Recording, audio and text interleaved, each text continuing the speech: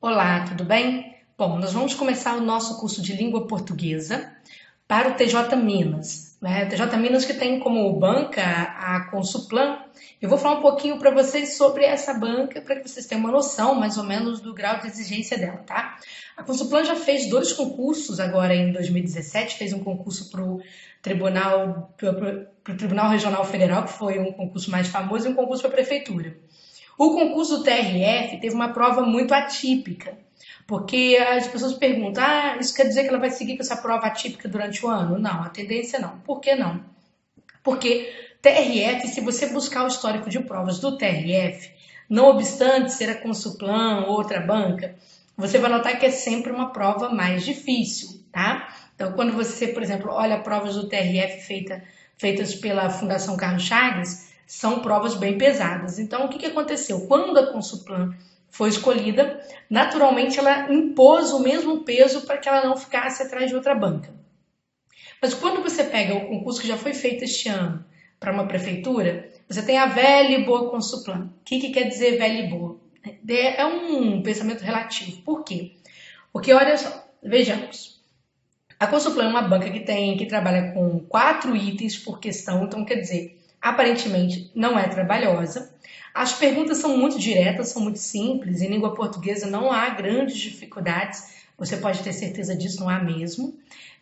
Só que o que você vai encontrar nessa banca, eu diria o seguinte. Quando a gente tem uma prova em que você tem facilidade em todos os níveis, basicamente dizendo, o que acontece? Você precisa tirar uma nota excelente. Não dá para você pensar que com 70% em português é possível passar no Tribunal de Justiça, tá? Você vai precisar de algo a mais. Embora este TJ tenha vantagem, né? Se você observar lá no edital, quando você vai passar do número de vagas, né? Porque quando a gente olha o número de vagas, aparentemente é pouquinho. Mas quando você desce um pouco lá na classificação das pessoas que vão para as outras fases, quantos serão classificados, por exemplo, para a digitação, que é o primeiro cargo? Então, você vai notar o quê? Que tem um alto número de pessoas ali, são milhares de pessoas que serão classificadas. Então, a gente olha a vantagem desse concurso nesse sentido, pelo número de pessoas que serão classificadas. Por quê? Porque você já tem um histórico de há muito tempo, o TJ está enrolando com esse concurso não sai. Chega uma hora que todo mundo aposenta na justiça e aí você precisa concursar, tá bom? Então não tem como. Então, quer dizer, o número de classificados mais ou menos reflete a carência de servidores de que o TJ precisa, tá bom?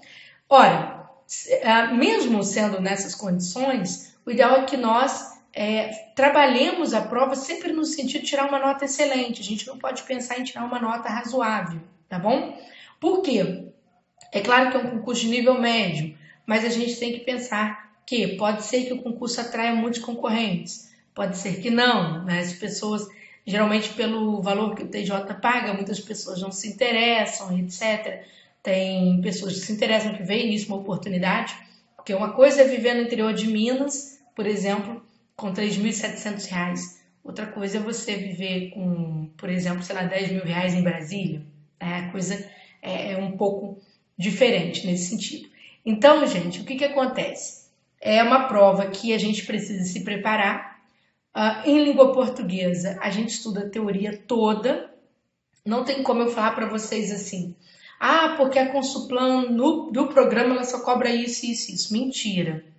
Não tem essa história. Existem assuntos que são certos de aparecer na prova dela. Por exemplo, você tem 10 provas de língua portuguesa, você tem ali 7 provas com um determinado assunto se repetindo.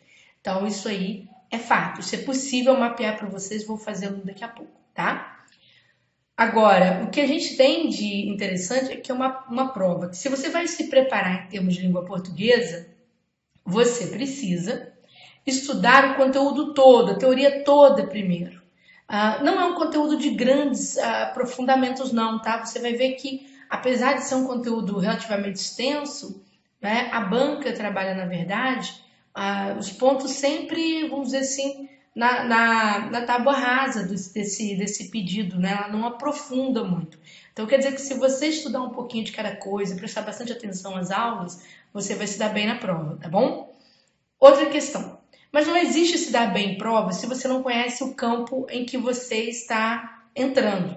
É a mesma coisa de você preparar bem um soldado lá no país dele, preparar muito bem, armá-lo muito bem e mandá-lo para um campo de guerra em outro país. Se ele não tiver uma noção de como que é esse campo, se ele não simular este campo, fica difícil para que ele também se dê bem, ou seja, para que ele tenha sucesso. Então é a mesma coisa do candidato. O que acontece aqui no curso? Vocês vão notar que eu e o professor Marco Antônio Macarrão dividiremos todos os módulos teóricos, né? O professor concentra mais a parte teórica, embasado naturalmente em exercícios, complementado por exercícios, e depois vem um conjunto de 10 provas atuais que eu resolvo com vocês, comento as provas depois que a gente termina todo o nosso estudo, tá certo? Então, eu vou abrir o material da nossa aula demo. A nossa aula demonstrativa, vou mostrar para vocês qual vai ser a agenda do curso, como que o curso vai acontecer, o desenrolar dele, e vou trazer o primeiro assunto demonstrativo, que são dicas de interpretação. Por quê? Porque interpretação sempre tem. Interpretação sempre tem. E a dica que eu vou dar hoje de brinde para você, que de repente, a gente pensa em todo mundo, a gente pensa em quem pode estudar, pensa em quem não pode estudar, principalmente, né? Eu sempre tenho uma preocupação social muito grande. Então, já vou dar uma dica importantíssima de uma das questões de interpretação que aparecem com muita frequência em prova, que é para você acertar. É uma questão de brinde para você, tá? Então, vamos lá, nosso material. Bom, conforme eu disse a vocês, quem dá aula neste curso somos eu e o professor Marco Antônio Macarrão, tá bom? O que nós temos aqui, que a gente reservou para vocês? Bom, aqui o que você tem é o programa. Gente, todo curso que a gente vai fazer, independente de vocês estudarem conosco aqui no ponto dos concursos, independentemente de vocês estudarem com outros professores, vocês que vão fazer concurso para Consuplan precisam ficar atentos, né, ao programa para saber se as aulas dos professores contemplam o programa. Quando eu falo isso, não é que você vai encontrar em todos os cursos essa ordem aqui não, ortografia primeiro, pontuação em segundo, não. Mas você precisa encontrar toda a coletividade. Às vezes os professores não começam com ortografia primeiro e é natural que não comecem. Por quê? Ora, existem assuntos que têm mais chances de cair, então a gente tem aquela ânsia de colocar esses assuntos em primeiro lugar. Por exemplo, aqui no ponto, a interpretação é um dos assuntos que vem em primeiro plano. Porque é um assunto certo de cair, é um assunto que dá pano para manga, é um assunto que o nosso aluno precisa ver de primeira, né? Para que depois ele possa chegar ao curso apenas rever, né? Olha só, aqui está a organização do curso, de modo que ele possa rever aqui nas provas comentadas esse assunto, tá bom? Então você fecha as duas pontas. É uma estratégia que nós criamos de trabalho para que a gente possa pensar sempre na nota de excelência. Porque se a gente coloca na ordem, olha só, vou mostrar para vocês. Se eu colocar esse programa aqui na ordem conforme ele está, você vai aprender a interpretação somente ao final. E qual que é a questão que se impõe? Quando você aprende ao final, não é, você vai diminuindo o tempo o que você tem para você assimilar um dos assuntos mais difíceis de concurso público até a prova. Então, nós optamos por essa jogada, tá? Tanto que a ortografia vai para o final. Então, esse programa todo, que é de vocês aqui, ele está previsto todo aqui. Por exemplo, a gente trabalha com interpretação em primeiro plano, dando todos os dados de interpretação na aula 1, todos os assuntos envolvidos, coesão, estruturação de texto e por aí vai. A gente faz isso na aula 1. Depois, na segunda aula, o professor Marco Antônio Macarrão vai trabalhar classes de palavras. Por que eu dei esse nome genérico classes de palavras? Ora, porque aqui você vai ver que aparecem essas classes de forma separada. Ó, substantivo, adjetivo, pronome, verbo, advérbio, né? Eles estão ali e eles vão aparecer aqui nesta aula conjunta do professor. Depois o professor vai separar dessas classes de palavras as duas classes de palavras com maior chance de ocorrência na prova. Então ele vai separar o quê? Os pronomes e os verbos, que são de grande importância. Depois ele trabalha concordância e regência e vai trabalhar a ocorrência de crase na sexta aula, seguida de pontuação, não anotei aqui, mas está no programa dele pontuação, tá? Você pode ver na tela de vendas, está lá direitinho, tá bom? E depois, o que você vai fazer? Ao final você tem aí mais ou menos 4 aulas de revisão, porque cada aula tem 2 provas da Consulplan comentadas, então é uma forma de você revisar todo o programa, tá certo? Inclusive voltar à interpretação de texto, que é o drama de todo mundo, tá? O nosso curso, ele possui um programa de degustação. O que é o programa de degustação? Você adquire o curso, você ingressa no curso, você tem 5 dias para você apreciar as aulas. Se você não gostar das aulas, né, você tem o seu dinheiro devolvido dentro deste prazo, contados sejam 5 dias de matrícula, tá bom? A gente só não vai fazer isso no último mês, tá, do curso, porque aí no último mês, curso todo gravado, né, não convém. Você pode ver que os cursos, eles serão gravados praticamente em 10 dias. O curso todo estará disponível para você em 10 dias, tá certo? Bom, gente, vamos falar um pouquinho, então, sobre agora a demonstração. Nós vamos falar sobre interpretação de textos. E a gente vai começar com a base da interpretação. Esse assunto aqui que vocês vão estudar comigo, depois eu volto a ele no próprio curso, porque eu preciso aprofundar este assunto. E depois eu vou demonstrar como a gente opera, né, por meio das provas da Consulplan, tá? Exatamente como eu vou aplicar isso aqui, tá bom? Ok? Bom, então vamos lá, né? Agora eu vou olhar para vocês para eu explicar algumas coisas que são importantes. Ora, quando você fala em interpretação de texto, né, o que acontece com as pessoas geralmente? Vamos lá para quem é novato neste assunto, em concurso público. Ora, o que acontece com a interpretação? A pessoa pega a prova de português, a pessoa lê o texto, o candidato que não tem técnica de interpretação, naturalmente ele lê o texto todo. Os textos não são pequenos, geralmente são textos acima de 30 linhas. Há textos da Consulplan que ocupam 2 páginas, né? E você tem uma prova inteira, não só de português, para você terminar num tempo muito curto. E ainda por cima marcar o gabarito. Fora este problema, você precisa estar acordado a prova inteira. E aí vem o seu drama, não é? Ora, o que acontece? Normalmente o candidato comum, ele abre a prova de português e começa lendo o texto. Lê o texto uma vez, lê o texto 2 vezes, para ficar bem lido. De onde ele tirou isso? Nós, professores de português, somos os culpados desse tipo de leitura. Se você fala assim, mas eu ouvi isso a vida inteira, isso que você está me falando é um tanto estranho, porque geralmente essas são as dicas que os professores dão e você está questionando. Sim, porque essas dicas, na verdade, elas refletem aquilo que a maioria faz no concurso público. Mas você já reparou que não existe vaga para a maioria? A vaga é para a minoria, não é? E essa minoria que está atrás de passar realmente no concurso público procura fazer aquilo que a maioria não faz. Ela quebra o paradigma. O que é o paradigma? Quebra o modelo, a repetição. Porque o examinador, quando formula sua prova, ele formula tendo em mente que você vai seguir um paradigma, você vai seguir uma reta no concurso público, tá? Então ele transforma aquilo numa encruzilhada vamos dizer assim, cheia de armadilhas. Que você acerta um bom número de questões, mas não o suficiente para você ser aprovado. Então você precisa quebrar o paradigma. E, Júnior, mas essa quebra de paradigma não é muito arriscada para um concurso? Ora, se você treinar antes, não. Por isso que o nosso curso não te engana. O que acontece? Nós fazemos o nosso curso, nós colocamos provas comentadas, que é exatamente para você praticar e para você nos ver praticar. Né? O que a gente faz então, professora? Texto, a gente não lê uma vez nem 2 vezes. A gente lê primeiro o comando das questões. Detalhe, a gente resolve primeiro as questões gramaticais. Por quê? Você pode inverter a ordem de resolução. Bater primeiro a gramática. Quando você começa a escolher questões gramaticais, são questões mais rápidas. É 880. Ou você sabe ou você não sabe.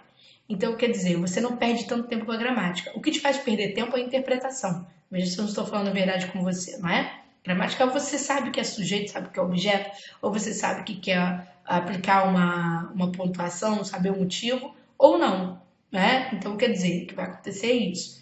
Agora, a interpretação é complicada. A interpretação muitas vezes é confusa. A interpretação muitas vezes o examinador joga com itens que estão dentro do modelo de leitura, né? Mas que não correspondem ao gabarito proporcionado por ele. E as pessoas acham que interpretação é subjetivo. Ah, porque você não é bom leitor, você não é bom intérprete. Quantas vezes você ouviu isso a vida inteira, não é? Isso é uma das maiores mentiras que já contaram por aí. Interpretação exige técnica. E se você não sabe a técnica, você nunca vai ser bom intérprete. Você pode ler bem o quanto você quiser. Há pessoas que têm facilidade, né, que mesmo lendo bem, têm facilidade de, vamos dizer assim, de aquisição de conhecimento. Por exemplo, a pessoa não tem muitos obstáculos, ela não é ansiosa, ela é mais racional, ela é mais fria, então ela consegue examinar melhor. Tem boa leitura, tem um lado racional que fala mais alto que o lado emocional, mas você sabe que em concurso público, ser essa pessoa é muito difícil. Algumas pessoas são assim, são pouquíssimas. Você tem 200 mil concorrentes, você tem o quê? 5 pessoas assim, porque é um número raríssimo. É como você ter um psicopata na população, né? É um número bem raro. Então, quer dizer, você precisa ter uma pessoa, ser uma pessoa um pouco mais fria. Não estou falando que a pessoa que é racional seria um psicopata, de modo algum. Eu preciso de uma pessoa que trabalhe mais com a razão do que com a emoção. Mas o que eu quero dizer é o seguinte: no concurso está todo mundo correndo atrás de emprego, está todo mundo correndo atrás de uma resposta, está todo mundo correndo atrás de segurança, está todo mundo querendo se dar uma segunda, terceira ou quarta chance. Então, o seu emocional, ele vai junto com você para a prova. Você não carrega só uma pessoa para a prova do concurso público, você carrega às vezes uma família inteira. Quando vai aquelas 4 horas ou 4 horas e meia que você senta, né? É até difícil falar sobre essas coisas, mas as pessoas levam para a prova uma família inteira. As pessoas levam para a prova uma história inteira. Então a gente precisa quebrar paradigma, porque a gente não tem condições de lidar com a carga emocional que a gente carrega. Então não adianta virar para você, bancar autoajuda que não vai funcionar. Eu preciso te dar as ferramentas dentro de língua portuguesa que te proporcionam isso, tá bom? Bom, então sem o blá blá blá da apresentação, vamos lá. Vamos falar sobre o texto. Antes, eu estava falando sobre a prova. Escolha as questões gramaticais primeiro. Ótimo. Ótimo. Vão sobrar algumas questões de interpretação. O que você vai fazer? Você vai ler os enunciados. Porque os enunciados, eles te comandam para partes muito certas do texto. O que não exige você uma leitura integral do texto. Por exemplo, quando o examinador te pergunta sobre o objetivo do texto ou o propósito comunicativo do texto, né, ele está mandando você para a introdução. Talvez você não saiba disso. Tá? Basicamente você ler a introdução do texto e ler bem lida aquela parte. Aí sim você pode falar de uma leitura, 2 leituras. Porém, quando você vai certinho ao ponto, né, de que para o qual o examinador manda você, o que vai acontecer? Você ganha confiança porque você começa a enxergar nas opções a resposta correta. Ao passo que seria muito comum a Consuplan, ela enche as opções de passagens que tem no texto e às vezes de passagens bem contundentes, né? Mas você não sabia que o objetivo principal do texto está na sua introdução e não na passagem mais forte do texto. Então você erra por isso, né? Mas quando você sabe que é conduzido para ali, ok. Quando o examinador te pergunta, assinale uma opção, né, que sintetiza as ideias principais do texto, a síntese do texto muitas vezes aparece na conclusão. Tá vendo? Veja que tem uma lógica, tá certo? De construção. E os examinadores, gente, não escolhem textos aleatórios. Vocês podem ver que mesmo quando eles escolhem os textos, muitas vezes existe uma notinha abaixo do texto escrito assim, com adaptações. Quer dizer, o examinador adaptou, ele retirou alguma parte do texto para que o texto assente dentro da lógica de interpretação, tá certo? Então, é sobre isso que você precisa saber. São essas questões que você precisa ter conhecimento. Tá? Você precisa saber que, por exemplo, o gênero textual mais pedido pela Consuplan é a crônica. E você precisa saber as características da crônica, para que você não marque uma opção errada, mas sim que você escolha uma opção com correção e tenha certeza. Quando você começa a se tornar técnico em interpretação de texto, você já olha para o gabarito, você já sai da prova com aquela, não mais com aquela incerteza, gramática eu sei que eu fui bem, mas interpretação é aquela história, né? Depende do que o examinador pensa. Ele não tem poder para isso, tá? Então vamos lá. Bom, primeira coisa, agora vamos falar de teoria. Para você saber o que é importante num texto. Tá? O que você precisa conhecer? a chamada base estrutural dos textos. O estudo da estrutura textual é o grande responsável pela leitura técnica.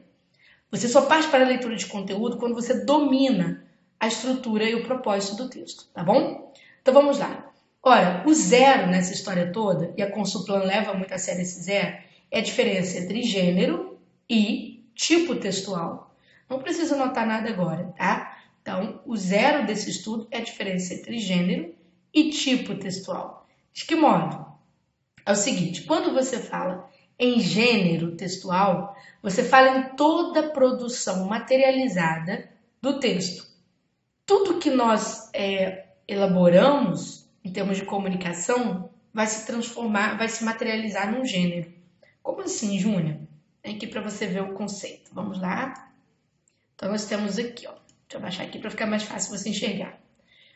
Esqueça o propósito por enquanto, tá? Segundo os teóricos, os gêneros discursivos ou gêneros textuais representam as características de cada texto. Por exemplo, a gente pode ter o gênero jornalístico, que vai reunir o quê? As notícias, né? As entrevistas, as crônicas, as reportagens. Esse seria o gênero jornalístico. Eu posso ter também, eu deixei para vocês aqui, gênero epistolar. O que é o gênero epistolar, professora? É o gênero das comunicações, gente, que vai trazer o quê? Carta, memorando, ofício, e-mail, tudo que eu uso para me comunicar com outra pessoa, tá? Eu tenho gênero literário, que vai envolver, quando eu materializo a minha comunicação aí em poemas, poemas, romances, contos e por aí vai. Tenho gênero dos manuais, por exemplo, não coloquei aqui, mas é outro exemplo.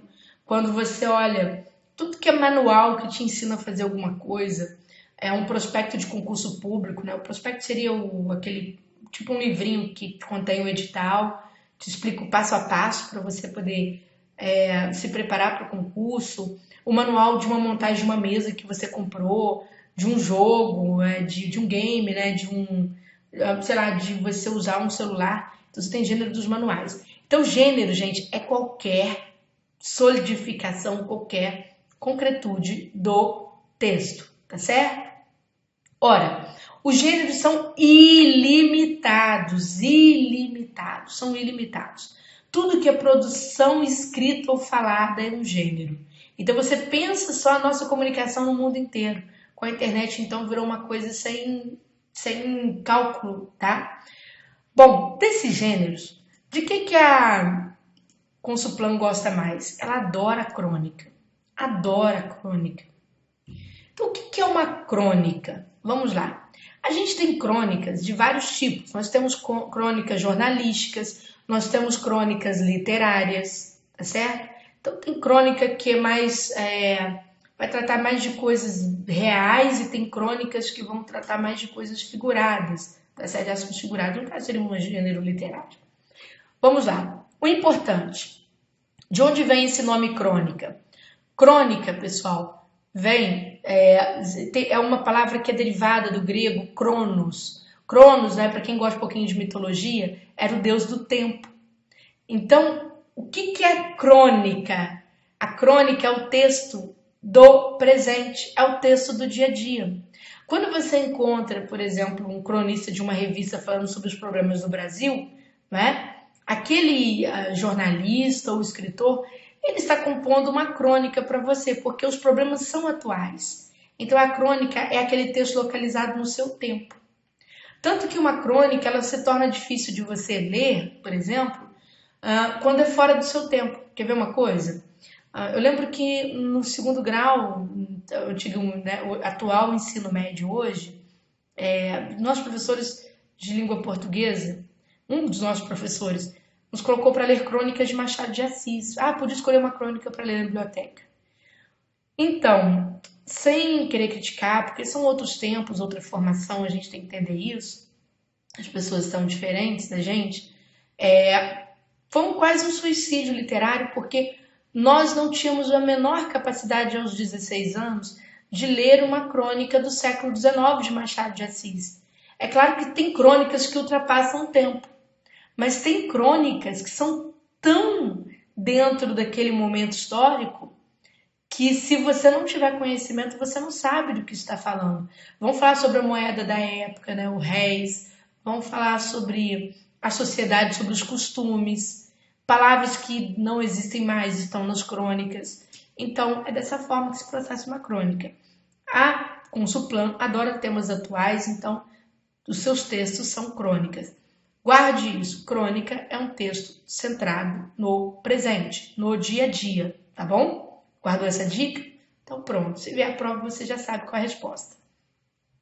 Bom, dentro desses gêneros todos aqui, que são gêneros muito variados, nós temos os chamados tipos textuais. Ora, gente, os tipos textuais, ao contrário, né, dos gêneros, eles são limitados, tá certo? A gente tem um conjunto de tipos textuais bem limitados. E são os tipos textuais que nos ajudam a entender, né, junto com o gênero, a entender o propósito comunicativo do texto. Os tipos nos ajudam mais do que o próprio gênero. Por exemplo, vários colegas de português preferem falar que o gênero é que dita o propósito comunicativo. Sim, dependendo do autor que eu pegar para estudar isso, né, do teórico que fala sobre gênero e tipo, o teórico vai falar que é o gênero que define. Mas os estudos mais modernos dizem o quê? O que está dentro é o que diz o propósito comunicativo, ou seja, o gênero é o acabamento do texto, é o que as pessoas veem. As pessoas veem o e-mail. Mas para saber o que está dentro do e-mail, você precisa ler. Ali você vai descobrir a verdadeira intenção, tá certo? Que está dentro daquele e-mail. Será que aquele e-mail é para te contar um caso que você recebeu? Alguém, sei lá, uma tia sua manda um e-mail para você, um sobrinho, para te contar algum caso?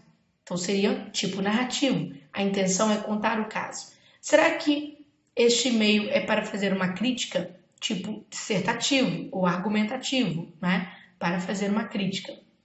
Será que esse e-mail é para te indicar como fazer alguma coisa? Está te explicando como você vai tomar uma atitude, como você vai fazer um investimento, como você vai se inscrever em alguma coisa? Então seria tipo injuntivo. A intenção é te comandar, te sugerir aí como executar alguma coisa, tá bom? Então, gente, os tipos textuais são muito importantes e a gente precisa deles para a gente realizar a prova da Consuplan. Eles são em número pequeno, tá? Então, vou mostrar para vocês aqui, para que vocês possam ter uma ideia, né? Eu vou começar pelo tipo menos cobrado, que é a descrição. Descrição, aqui eu vou falar rapidinho, no curso eu dou detalhes e mostro exemplos, tá bom? O que é uma descrição? Ora, gente, descrição é quase uma fotografia. Porque você olha para uma pessoa, para um lugar, para um objeto, né? E quando você começa a falar as características dessa pessoa, ou desse lugar, ou desse objeto, você está descrevendo. Se você olha para uma pessoa, alguém te fala assim, como é que era a pessoa que chegou aqui me procurando?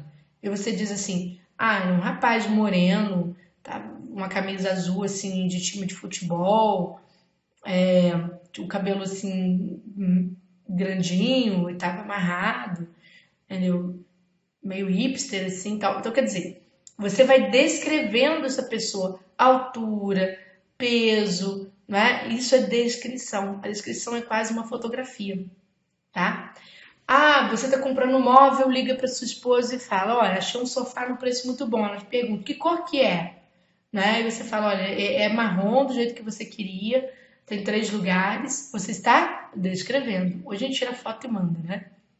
Mais simples. Enfim, a descrição, gente, é considerada texto estático. Ela lembra uma fotografia, tá? Estático, meio parado, tá bom? Olha, só que quando você faz descrição no presente, ninguém tem dúvida de que se está descrevendo. Ninguém tem dúvida. O drama é quando nós descrevemos algo no passado. Aí o que acontece com os candidatos? Eles confundem descrição com narração, tá? E como é que eu faço para eu sair dessa armadilha, Júnia? Para eu não confundir descrição com narração? É o seguinte, na descrição, quando você se volta para o passado, você precisa captar uma imagem. E a nossa memória, ao contrário da nossa parte criativa do cérebro, a memória é mais lenta. Então é natural que ela te traga o passado com um tempo verbal mais lento. Esse tempo verbal é o pretérito imperfeito. É ele que impõe a lentidão. Como assim, professora? Você vai descrever você na infância. Como é que você se descreve? Você diz assim, antes eu era uma criança muito hiperativa. Eu fazia muita bagunça, eu fazia.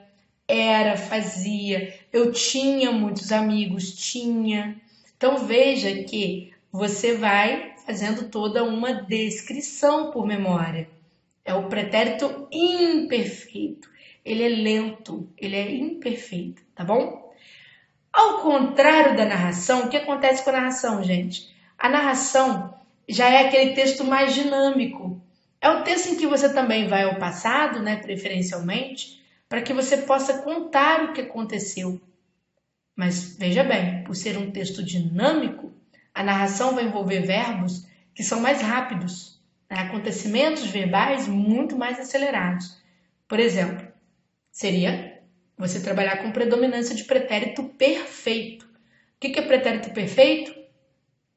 Na semana passada, né, aconteceu um fato grave, aconteceu. 2 ladrões entraram numa residência, né, e levaram, tá, 2 aparelhos de TV e um computador. Na saída, foram avistados por um policial. Iniciou-se uma troca de tiros. Pessoas, vejam só, vocês têm ali vários fatores e esses fatos são relatados no pretérito perfeito, que é para dar dinamismo. Então, o tempo da narração é o tempo do pretérito perfeito, que é para dar dinamismo, para você agilizar, tá bom? Então, cuidado, que a diferença para o imperfeito o imperfeito fala assim para você, eu era, né? E na narração, eu fui. A narração é aquele tempo verbal em que as coisas acabaram muito rapidamente. Eu fui. Eu era assim, eu era assado. A narração, eu fui assim, eu fui assado, tá certo? Então, esse seria o texto narrativo. É claro que quando você pega livros, né, você vai estudar por meio de livros, para saber o que é uma narração, eles vão falar, a narração envolve vários elementos. Personagem, tempo, espaço, sim. Mas se você não souber a diferença de um tempo verbal para o outro, você vai confundir narração com descrição do mesmo jeito, porque a narração também envolve personagens, né? Bom, qual é a grande diferença? Né? A narração é feita com verbos no pretérito perfeito em sua maioria. Júlia, e se eu tiver narração e descrição? Se eu tiver misturado, o que predomina? Sempre vai predominar a narração. Sempre vai predominar a narração.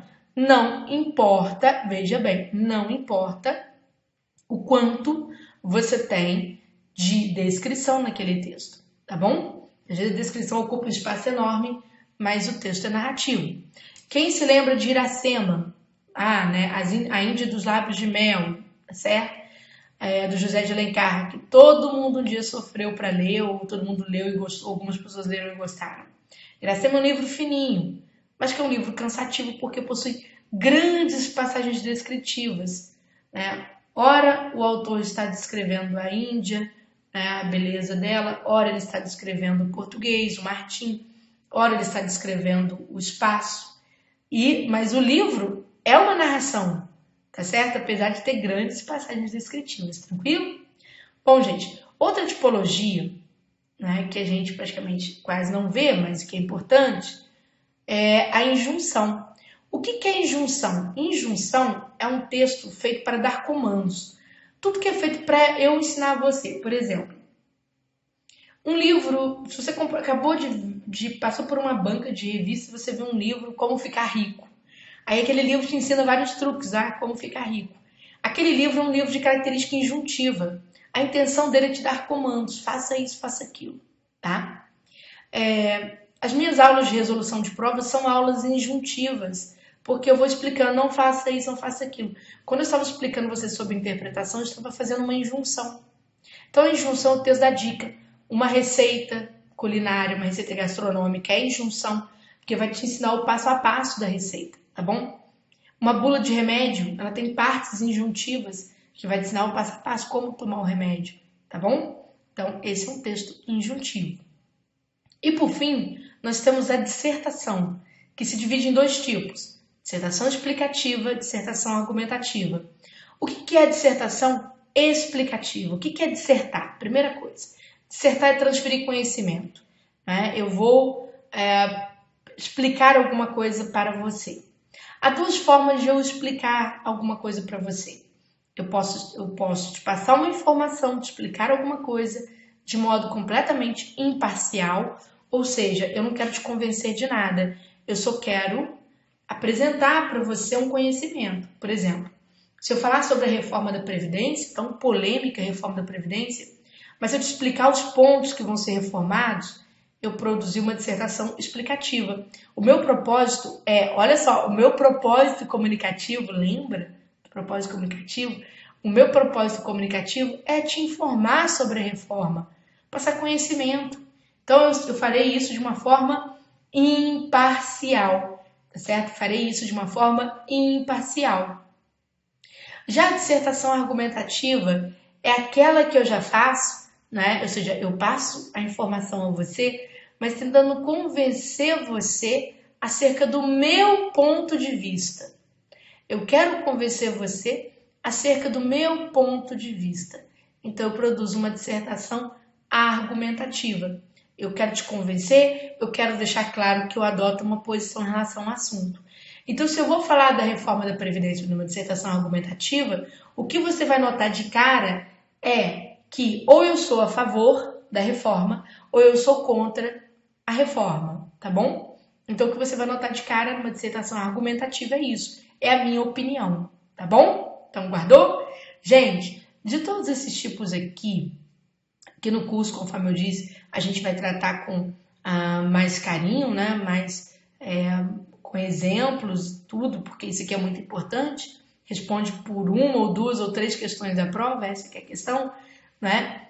De todos esses textos, todos esses tipos textuais ou modos textuais, o que mais cai em prova, os que mais caem seriam a narração, tá certo? E a dissertação argumentativa. A explicativa também, de certo modo, mas a narração e a argumentação estão com bastante peso, tá bom? Então veja sempre que a argumentação está ligada a uma defesa de um ponto de vista, a uma coisa assim, tá? Agora, preste atenção no que eu vou falar, que é muito importante para a prova da Consuplan, que é o seguinte. Ora, os textos dissertativos, de um modo geral, não importa a tipologia, eles se dividem, basicamente, né, em três grandes partes. Essas três grandes partes são conhecidas vulgarmente como introdução, desenvolvimento e conclusão. Mas você precisa saber o que quer dizer introdução na dissertação. Porque introdução nem sempre é só o primeiro parágrafo. Você precisa entender o que é introdução na dissertação. Ora, quando que uma dissertação tem sua introdução revelada? Quando a dissertação traz a tese. O que é a tese? A tese é a primeira afirmação do autor do texto. Tese é a primeira afirmação do autor do texto. É aquilo que é dele, é o assunto de que ele quer tratar.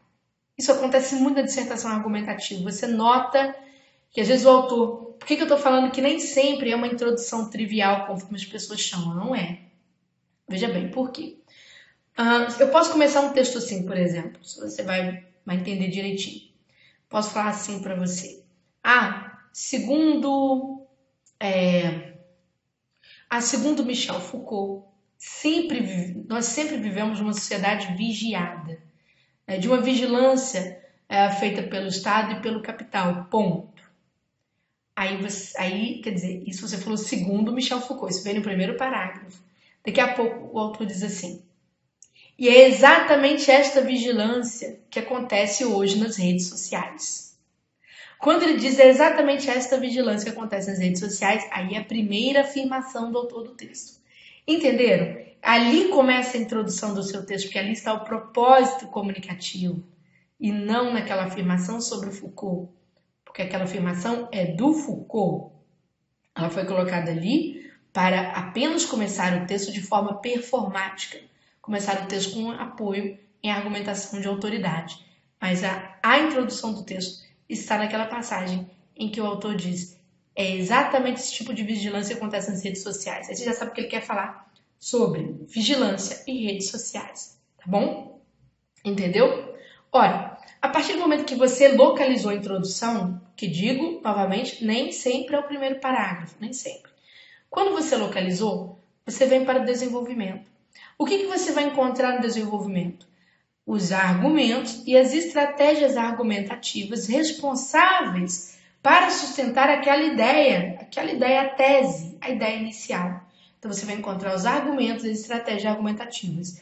O que são argumentos? São as ideias do autor, né? As ideias dele. O que são as estratégias argumentativas? São os pontos de apoio das ideias, né? Os pontos em que as ideias dele vão se apoiar. Por exemplo, o autor do texto pode se apoiar em argumento de autoridade, como esse argumento do Michel Foucault, ele pode se repetir no texto, né? O autor pode apoiar suas ideias em exemplos, fatos, ele vai lá e cita fatos amplamente conhecidos. O autor pode apoiar suas ideias em números percentuais, resultados de pesquisa, tá? Então você pode ver isso. Então quer dizer, no desenvolvimento estão as ideias que amparam a tese. Cuidado, que as bancas têm mania de falar que no desenvolvimento estão as ideias que contradizem a tese. Mentira.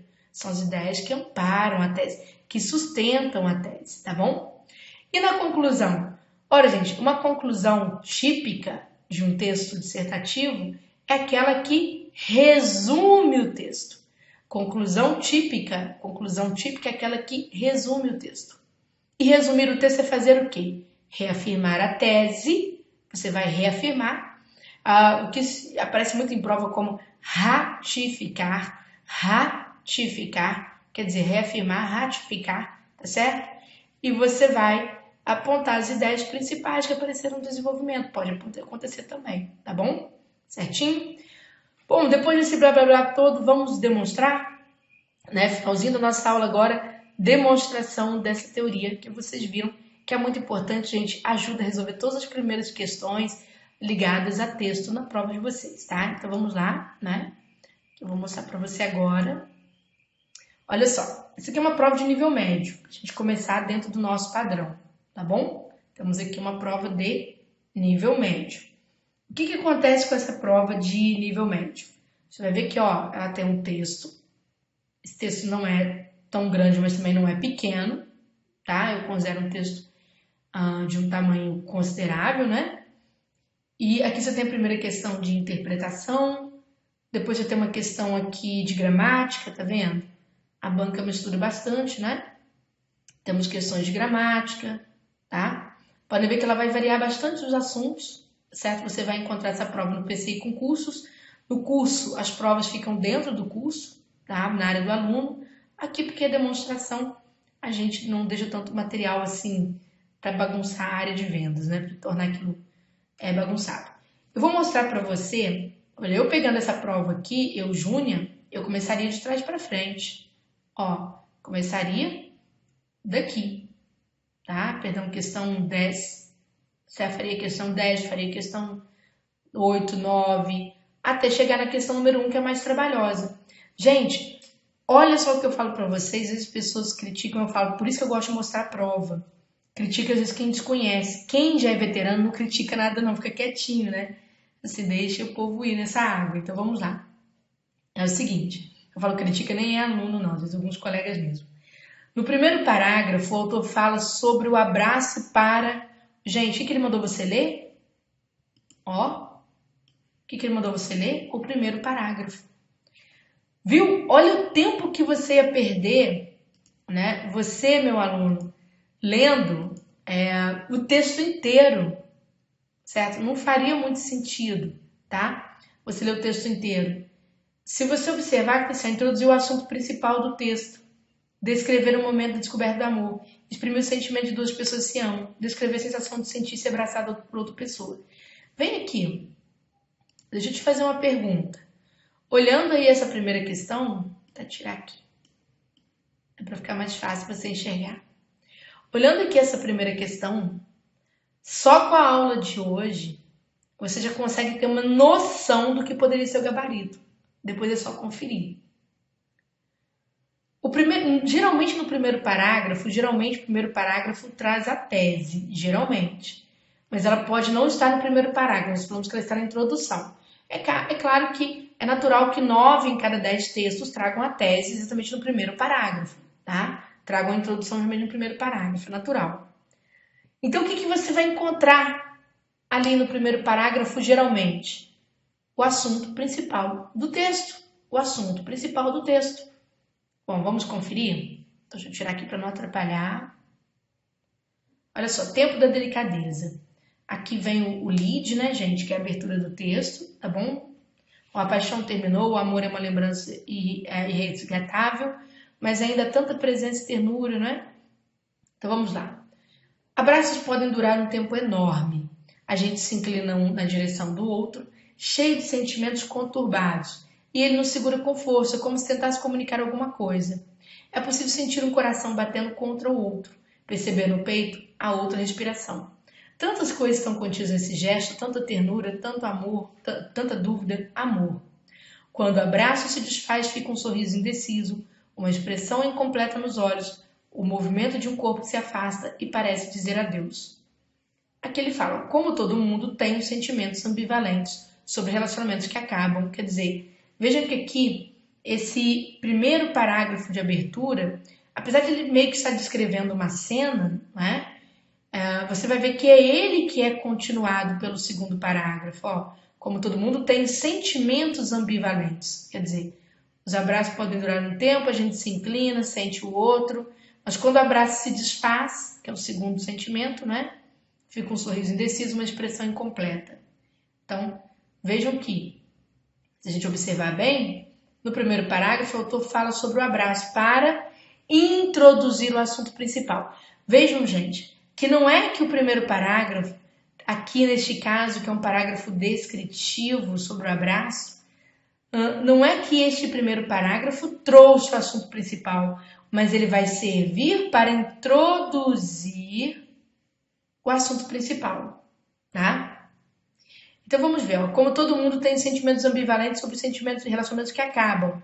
São momentos tristes, terrivelmente tristes, mas ao fim e ao cabo inevitáveis. A gente não pode passar a vida presa a coisas que já não respiram, tá vendo? Ó?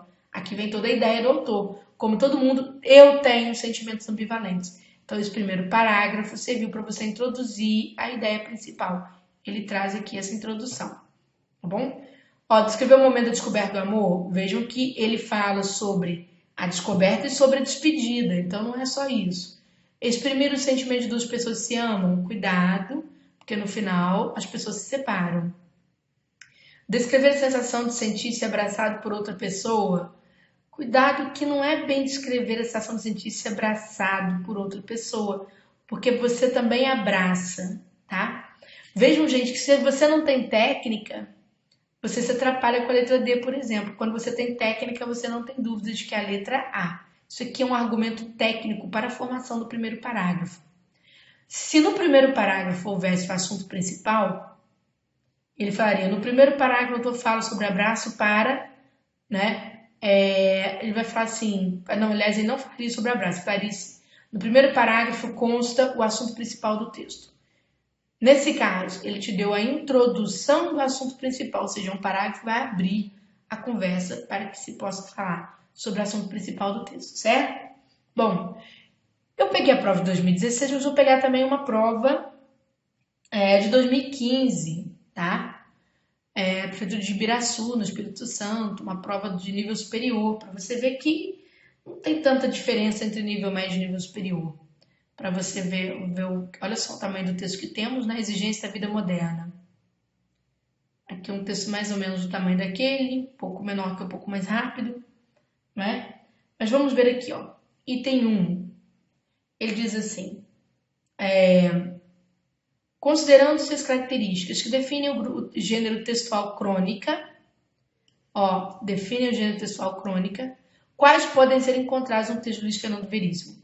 Quer dizer, a crônica tem várias características, mas tem uma que não sai de nenhum texto, tá? Uma que não sai de nenhum texto. Ó.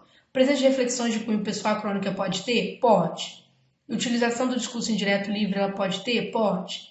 Interlocução constante com o leitor e abordagem de acontecimentos cotidianos? Marque isso aqui que você me ouviu falar. A crônica trabalha argumentos do seu tempo. Ela pode ter várias características, mas ela trabalha sempre argumentos do seu próprio tempo. Presença de argumentação objetiva e coloquialismo na fala dos personagens. Gênero narrativo ficcional, sim. Linguagem predominantemente formal ou conotativa. Depende, tem que olhar. Gente, vai ser sempre letra B. Porque a crônica, ela traz acontecimentos cotidianos. Ela é uma interlocução com o leitor, sim, porque você escreve para ele, tá? Veja aqui, ó, menos você, porque todos os dias você vai caminhar ao menos meia hora. Veja que o autor conversa com o leitor. E você deve cuidar das amizades, que são como uma planta, tá vendo? Então, número 1 aqui, B de bola, tá? Depois, vou pegar mais uma provinha para te mostrar. Mais uma questão aqui. Eu peguei a prova da Câmara Municipal de Olinda, não é? Vou pegar aqui uma questão, olha só, temos o texto, questão número 1 é vocabulário, questão número 2, né? Questão número 2 é interpretação. Ele diz assim: a escolha do foco narrativo é muito importante para o desenvolvimento de uma crônica. O texto em questão, narrado em primeira pessoa, estabelece. Gente, o texto, quando ele é narrado em primeira pessoa, ou seja, quem está contando o texto é o próprio autor. Olha só, de repente escolhemos a vida de alguém. Quer dizer, nós escolhemos. Era assim que a gente queria. Naquela casa grande, tal, sim, estamos trocando tudo. Depois ele fala, era naquele porto que a gente gostaria de colher as velas, né? E vamos mais, por enquanto somos uma geração, primeira pessoa aqui, gente, primeira pessoa do plural, tá? Que ele tá falando. Somos uma geração que perdeu o privilégio de não fazer nada.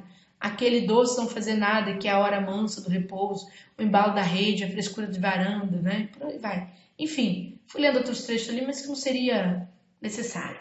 Mas olha só, o que eu tenho? A primeira pessoa, ela faz o quê? Né? Veja que não é a primeira pessoa do plural. Ora, gente, quando você tem primeira pessoa do plural, você enquanto escritor, você se junta também ao leitor, né? A primeira pessoa do plural é para você envolver você e o leitor. Então, ela estabelece distanciamento? Não. Ela estabelece uma cumplicidade com o leitor? Pode ser que sim, pois compartilha suas impressões e emoções. Pode ser que sim, mas vamos mais. Ela cria um distanciamento? Não. Ela cria um vínculo de coautoria, sim, quer dizer, participação com o leitor? Pois a narrativa se torna temporal e ambígua, quer dizer, ela é feita para qualquer tipo de leitor determinado, vamos dizer assim, de qualquer tempo, né? E é ambígua porque traz um duplo sentido, ou seja, a quem pertencem os fatos? A quem escreve ou a quem lê? Vamos saber se vai ser B ou D de dado. Início do texto. De repente escolhemos a vida de alguém. Tá vendo? O texto chama-se Gente. Era essa que a gente queria. Naquela casa grande e branca, na rua quieta, na cidade pequena. Sim, estamos trocando tudo. Quer dizer, nós, quer dizer, tanto eu quanto você. Era aquela que a gente queria ser. Aquela serenidade atrás dos olhos claros. Aquela bondade que se estende aos bichos e às coisas, tão simplesmente. E aquela mansa alegria de viver aquele risonho voto de confiança na vida. Aquela promissória em branco contra o futuro, descontada cada dia miudamente, a plantar flores, brunir a casa e aconchegar os bichos. Era naquele porto que a gente gostaria de colher as velas, trocar ansiedade, inquietação, angústia latente, e sem remédio, o medo múltiplo e cósmico, todas as interrogações por aquela paz. Acordar de manhã, depois de dormir de noite, achando que vale a pena, que paga, que compensa botar 2 pés entusiasmados no chão. Abrir as bandeiras das venezianas, para que o sol entre com um gesto que abre o coração. Qual é o hormônio que é destilado? Por que glândula que dá a uma mulher o gosto de engomar tão alvamente a sua toalha bordada para a bandeja de café? Há uma batalha bem ganha, cotidiana renovada, contra o pó e a traça e a ferrugem, que tudo consomem. Dentro dos muros das suas cidadelas, flores viçam, a poeira foge, nada vence o alvo imaculado das cortinas. Quer dizer, está falando de coisas que a gente fazia com o tempo, né? Sem se preocupar com o tempo. Então, essa primeira pessoa, ela estabelece uma cumplicidade com o leitor, pois compartilha suas impressões e emoções, ou ela estabelece um vínculo de coautoria com o leitor, pois a narrativa se torna atemporal. Quer dizer, era de um tempo. Veja que a narrativa está falando, né, de um momento que se perdeu, a gente não sabe precisar quando, mas que traz para nós o quê? Um tempo que não existe mais, né? Aquele tempo que a gente não tem mais, que está perdido, a gente não sabe dizer quando a gente perdeu, porque hoje ninguém tem tempo para nada. Então vejam que não é só impressão e emoção, mas é de uma atemporalidade. E ele coloca assim, gente, ou seja, de uma forma de duplo sentido, tá? Portanto, aqui, ó, é um vínculo de coautoria, né? Um vínculo que ele estabelece com o leitor para falar dessa coisa que se perdeu no tempo, tá bom? Essa diria um pouco mais difícil, né? Mas vamos mais. Vou pegar aqui, quer ver? Então, questão... deixa eu ver se eu pego alguma outra coisa aqui. Não vou mudar de prova um pouquinho, só para a gente dar mais agilidade. Vou pegar aqui a prova... não, peraí, número 2, ok. Vamos lá, Patos de Minas, tá bom? Prova feita aí em 2000... Patos de Minas 2015, agente de administração. Então, vejamos, ó, temos um texto, não é? Questão número 1, questão 2. De acordo com o texto, qual o interesse da Europa em abrigar os imigrantes que atravessam o mar Mediterrâneo? Para você saber, só você pegar aqui, ó. Abrigar imigrantes que atravessam o mar Mediterrâneo. Tem que procurar isso aqui, tá? Interesse da Europa. E tenho aqui a número 2 para falar sobre o objetivo do texto. Quando você tiver uma questão de interpretação, uma questão de estrutura, faça primeiro a de estrutura para depois você fazer de interpretação, tá bom? Isso aqui é para você interpretar mesmo, tirar conteúdo. Essa aqui é para você matar a estrutura, tá? Então vejam só. O objetivo do texto então, preciso localizar no texto, tá certo? Em relação à sua primeira informação do autor. Vamos lá. Ó. Refugiados. Enfim, a Europa se curva, né? No auge da crise migratória, o continente aceita receber mais estrangeiros, desafia agora integrá-los à sociedade. Então vamos lá. Olha só, gente, atenção. O que nós temos aqui? Aqui não interessa tanto, vamos aqui. Ó. Era abril, quando mais de 1 milhão de pessoas haviam morrido na travessia do mar Mediterrâneo para a Europa. O número recorde. E o filósofo e escritor italiano Umberto Eco foi questionado pelo jornal português Expresso como via tragédia. Aí abre aspas. A Europa irá mudar de cor, tal como os Estados Unidos disse. Eco se referia à previsão de que até 2050 os brancos deixarão de ser maioria na população americana. Esse é um processo que demorará muito tempo e custará muito sangue. Diante da atual crise de imigrantes e refugiados pela qual passa o continente, que recebeu 350 mil estrangeiros até agosto, o diagnóstico de Eco não poderia ter sido mais preciso. Olha só, até aqui ele falou sobre Umberto Eco. Então ainda não temos a tese. Aí ele vem e diz, na semana passada, enquanto cidadãos de diversos países receberam os refugiados com mensagem de boas-vindas, alimentos, roupas, as autoridades da União Europeia se curvaram à gravidade da situação e decidiram abrir as fronteiras para 160 mil pessoas. Né? A maioria vai para a Alemanha, França e Espanha. O processo continua sangrento. Ao menos 2,5 mil pessoas já desapareceram no mar Mediterrâneo, mas pode ser o propulsor de uma nova Europa, talvez mais solidária e certamente mais colorida. Vejam, gente, que aqui, olha só, vou mostrar para vocês aqui. Neste primeiro parágrafo eu tenho tese? Não. Porque no primeiro ele ficou falando sobre o que Umberto Eco pensa. No segundo, olha só os verbos, ó, receberam, curvaram, né? Está falando para onde as pessoas vão. Elas vão para a Alemanha, vão para... o processo continua sangrento e tal. Pessoas desapareceram. Tem muito verbo no passado, tá? Isso aqui faz com que esse trecho seja um amplo trecho narrativo, tá certo? O de cima é a fala do Umberto Eco e o segundo um amplo trecho narrativo. Então ainda não tem... Qual é a posição do autor? Ele anuncia aqui o finalzinho, ó, mas pode ser o propulsor de uma nova Europa, talvez mais solidária. Vamos ver o que ele quer dizer com isso. Cada vez mais, a economia do continente precisa de mão de obra jovem. Ó. Aqui já é o ponto de vista dele. Cada vez mais, a economia do continente precisa de mão de obra jovem para continuar avançando e, sobretudo, reduzir a pressão sobre o sistema de aposentadorias e pensões. Então, é isso aqui. Cada vez mais, o continente precisa de mão de obra jovem. Tá? Então, vejam que nós estamos batendo em cima da tese. E aí nós chegamos ao exercício 2, que é o principal, que é o de estrutura. Ele diz para nós aqui. Informar sobre a lei austríaca? Não, isso aqui não tá na tese. Informar quantos imigrantes já morreram, isso aqui, cuidado, isso aqui está na parte narrativa, hein? Divulgar o posicionamento contrário de países como Hungria, não está na tese. Apresentar novas informações sobre o posicionamento do continente europeu diante da crise migratória, sim, essa é a melhor, tá? O que Europa é uma nova Europa, tá vendo? O que vai acontecer, não é? E aí sim, quando eu fizer essa, eu consigo resolver um. De acordo com o texto, qual é o interesse da Europa em abrigar migrantes que atravessam o mar Mediterrâneo? Acabamos de ler. O continente tem se tornado mais solidário? É só por solidariedade? Não. Devido à importância da miscigenação, a Europa pretende implantá-la em todo o continente? Não. Através desse ato, a Alemanha tem chance de redimir do Holocausto? Não está escrito isso. O continente adquirirá mão de obra jovem para continuar crescendo. Aqui, matou. Não é? E aí, vem cá. Vem aqui, vamos conversar. Você precisa sair lendo o texto inteiro 2, 3 vezes para você acertar essas questões? Não. Você precisa de técnica, você precisa de prática, tá certo? E praticar isso é o que o nosso curso oferece, ou seja, técnica primeiro, absorção das técnicas de interpretação, as técnicas gramaticais para você acertar mais rápido, questões gramaticais.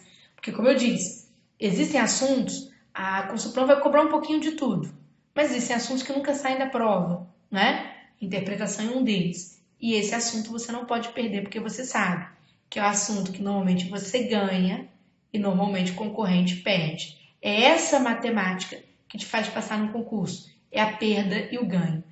Nunca ganhar só te faz passar em concurso. Te faz passar em concurso é a consciência de que você está acertando algo que alguém está perdendo, tá? Então, beijo grande para você. Seja bem-vindo aí ao nosso preparatório, tá bom?